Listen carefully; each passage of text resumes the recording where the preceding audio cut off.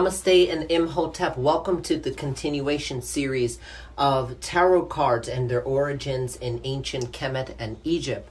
For today's card, we're going to discuss the Hierophant. Who is the Hierophant and what happens when he shows up in your card? The Hierophant is the intermediary between worlds. He is the cosmic emissary between spirit and matter. So he is the teacher of the tarot cards.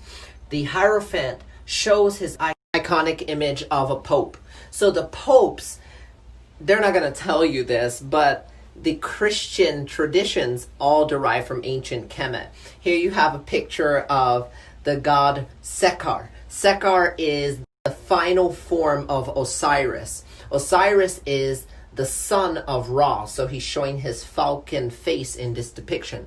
Osiris is a very complex character, which I'm going to describe in another slide. I'm going to break down Osiris. Who is he? Osiris is the one who originated the myth of Jesus, the only man who died and came back to life in the form of a god, who achieved God status. You could tell by the rook and the flail, the hook and the flail, and also by the leading staff. These emblems were used in modern Christianity today in the papacy. So here's why the Hierophant also has the same. Also the head ornament. This is as the mitre.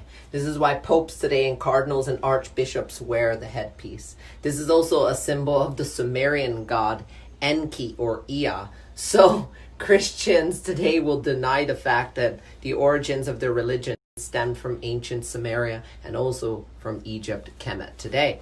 So the hook and the flail signify the two keys that you can see on the chest of the Hierophant. He is giving divine wisdom and knowledge to his acolytes or to his initiates. I'm going to show you guys another slide on the dimensions of Osiris, the levels of Osiris, and why he is who he is today. Now, although Ra is the supreme god of the Egyptian pantheon, Ra, Amun-Ra, it's really the god Atem who is said to have been dreaming all of these gods into existence, and then the gods created the lower planes, the mortal planes. So, Osiris is an original creator god, but he's a makeup of many different gods, all stacked into one.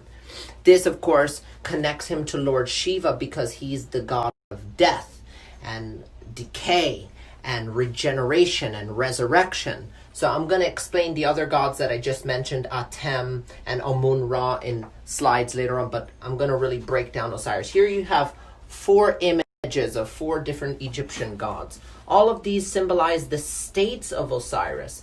In this form, Atem, the creator god, gives Osiris the form of Ta, P-T-A-H.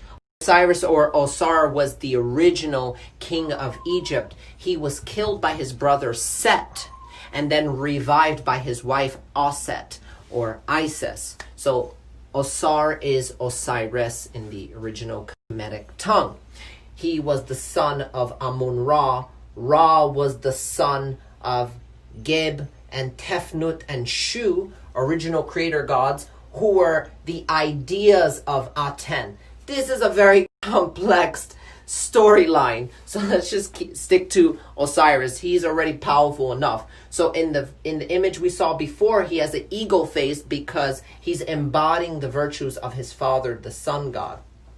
So the child of Set, his evil brother, was Anubis, and Anubis followed his uncle to the afterlife, where they both served as emissaries of life and death. For this reason, the Egyptians revered and respected Osiris or Osar.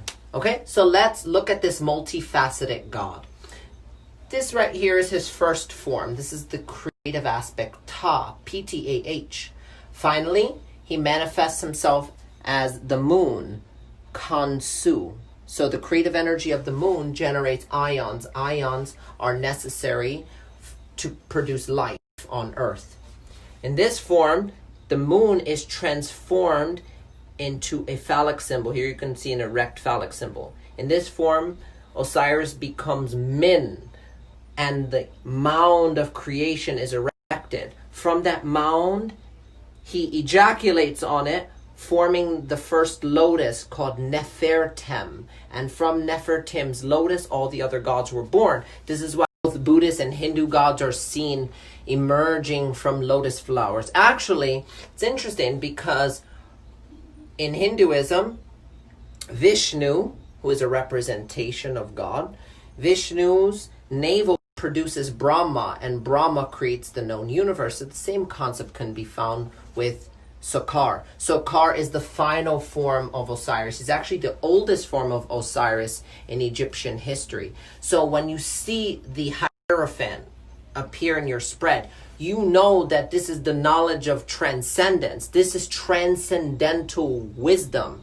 He is an ancient body of collective consciousness. So when you're coming to the Hierophant, you're literally meeting your master. You're at the feet of like Melchizedek, or an ascended being, someone who understands what it is to be mortal, but then attains a godlike status. All of the ancient Egyptians wished to aspire and become like Osar or Osiris, which is why many ancient, from the first dynasty kingdom all the way to the 26th dynasty of Egypt or Kemet, you're going to see statues of Osar. And Osar was the son of the sun, the first king.